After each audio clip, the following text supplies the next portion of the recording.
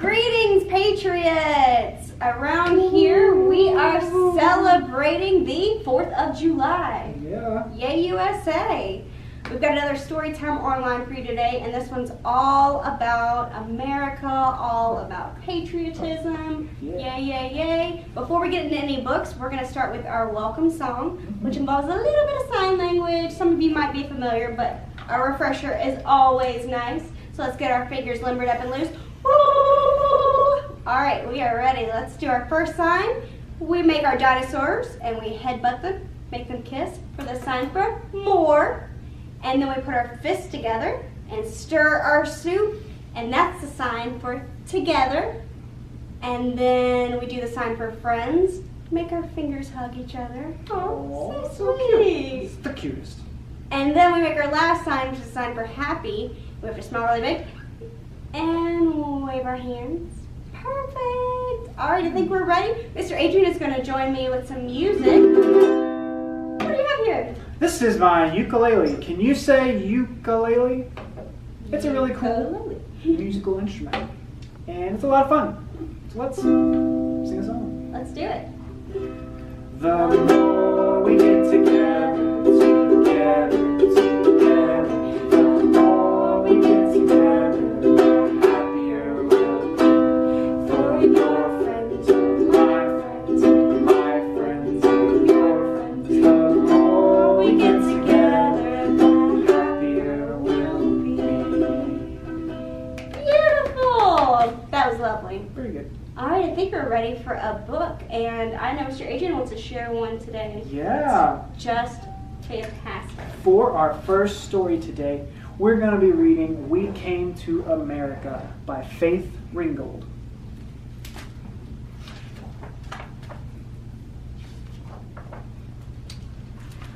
We came to America, every color, race, and religion, from every country in the world. Some of us were already here before the others came. Wow, that's really colorful. And some of us were brought in chains, losing our freedom and our names. We came to America, every color, race, and religion, from every country in the world. We traveled from our birthplace by boat and by plane. Do you see an airplane? Wow, there it is. Some of us came running from injustice, fear, and pain. We came to America, every color, race, and religion, from every country in the world. We brought along our joyful songs, our stories wise and true.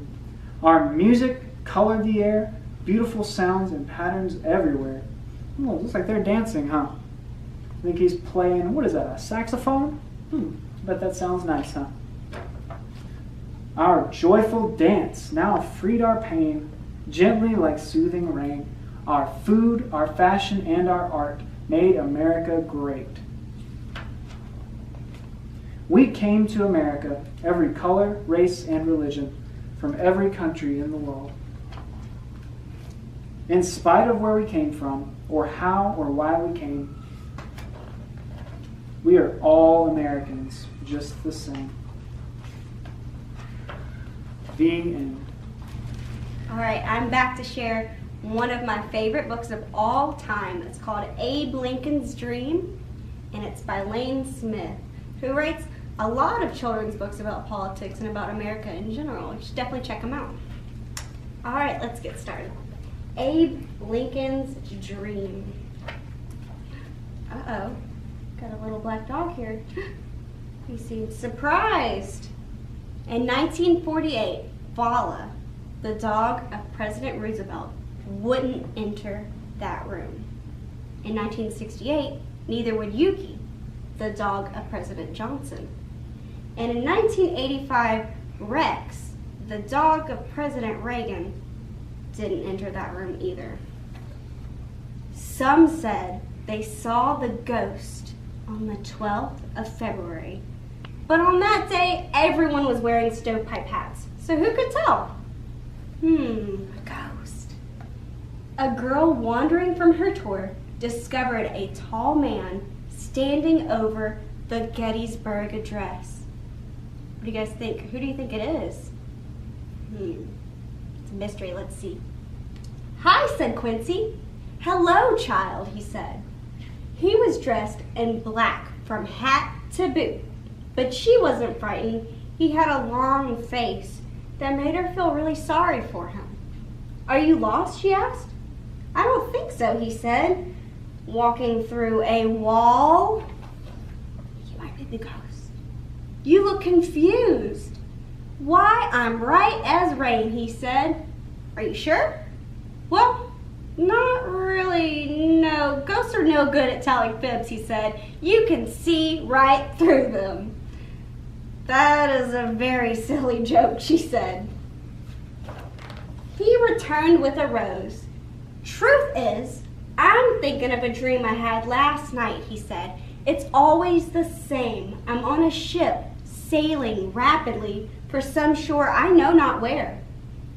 In my nightmares, in my class, she said, I'm naked as a jailbird. Totally embarrassing. I wouldn't worry. That's a pretty common dream, he said. Like the one where bears have gotten into your cabin. Have you ever had that dream? He paced the floor. You're tall, she said, taking 4 steps to his 1. Do you know how long a man's leg should be, he asked. No. Long enough to reach the floor. She thought this joke was sillier than the last one, but she laughed to be polite. I apologize if I appear restless, but there was so much to do beyond 1865. Our union was so fragile, so uncertain, like that ship on the rocky sea. She led him to the door. Oh no, I never leave the executive mansion, he protested. You should, she said. A lot has changed since 1865, including the name of the executive mansion. We call it something different now. What do we call it now? The White House. The ghost did the flying, and the girl answered the questions.